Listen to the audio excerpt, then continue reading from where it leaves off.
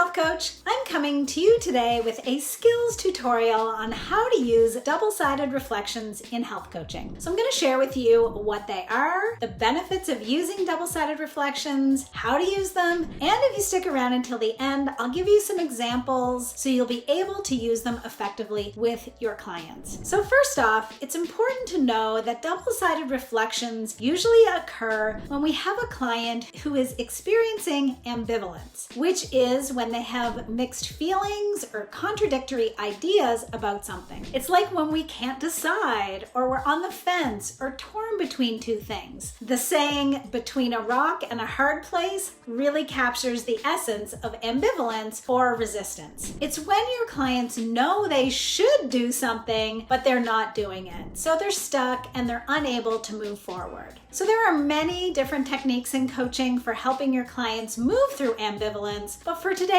we're going to focus on the double-sided reflection, which really allows us to highlight both the positive and the negative sides of our clients' thoughts and feelings. This approach is going to help our clients feel heard and understood while gently guiding them toward the change without judging or directing them. So let's start first with what are double-sided reflections. Well, they are when we reflect back to the client both sides of the dilemma. So there's usually a reason why they want to make a change and then a reason why they want to stay the same. So essentially we're highlighting the gap between their goals and their values and their current behavior. So as we reflect back both sides to the client, we're really validating their current perspective and position while also highlighting their desire to make a change. So let's look now at 4 benefits of using double-sided reflections. Number 1, they build rapport and trust. So as you reflect back to your client, they're going to feel heard and understood, and that you acknowledge their perspective and the challenge that they're facing, which can really help to build that rapport and trust. The second benefit is that the double-sided reflection really helps to validate the ambivalence, right? And help our client recognize that they are stuck without judgment. It's just simply a fact. Here's how you're feeling. The third benefit of double-sided reflections is that they encourage self-reflection and can prompt our clients to think about their conflicting feelings and their opposing motivations. As they hear us reflect all of that back, it may elicit deeper thought and exploration of the situation. And the fourth benefit is that double-sided reflections can really start to shift the client into change, to move them off the fence, if you will. So as we reflect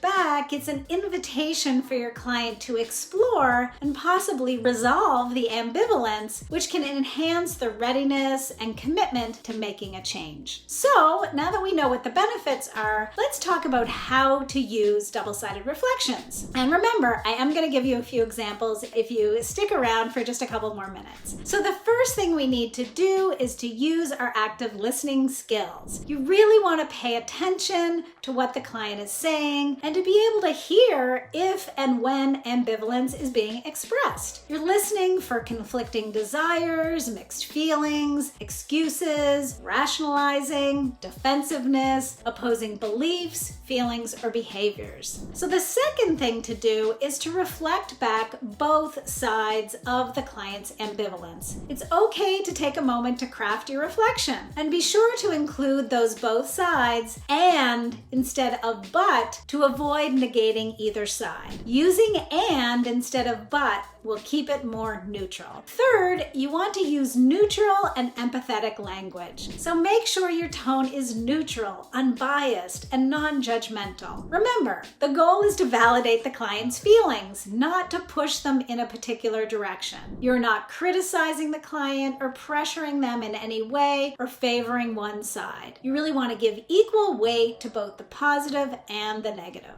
Fourth, you can use language like, on the one hand, this, and on the other hand, this, to emphasize the two sides.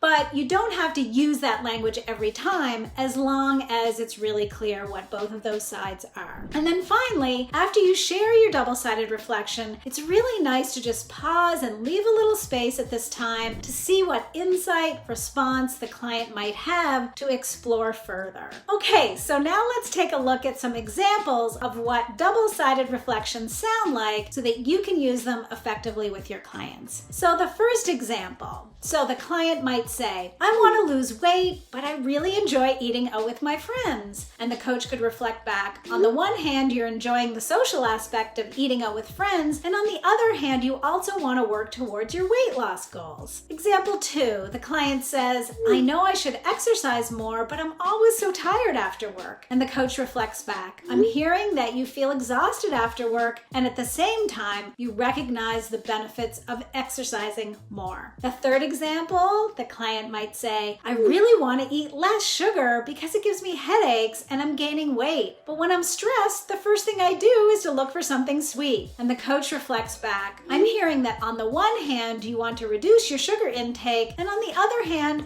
when you're stressed, you look for a sweet treat as a way to feel better. Fourth example, the client might say, I don't have time for exercise because work is so busy these days. And the coach might say, I hear that your work is really busy and not leaving extra time for exercise. And you mentioned that you feel energized and sleep and eat better when you do get in those regular workouts. And the final example, the client might say, but I can't quit smoking. I mean, all of my friends smoke. And the coach might reflect back, you can't imagine how you could not smoke with your friends, and at the same time, you're worried about how it's affecting you. So to wrap up today, I hope this has been helpful to see the benefits of using double-sided reflections in health coaching and how they're a tool that we can use to support our clients in moving them through ambivalence and resistance and toward the positive changes that they want to make in their lives. Please let me know if you have any questions at all in the comments. I'd be happy to answer them. Thanks so much for tuning in today. Bye for now.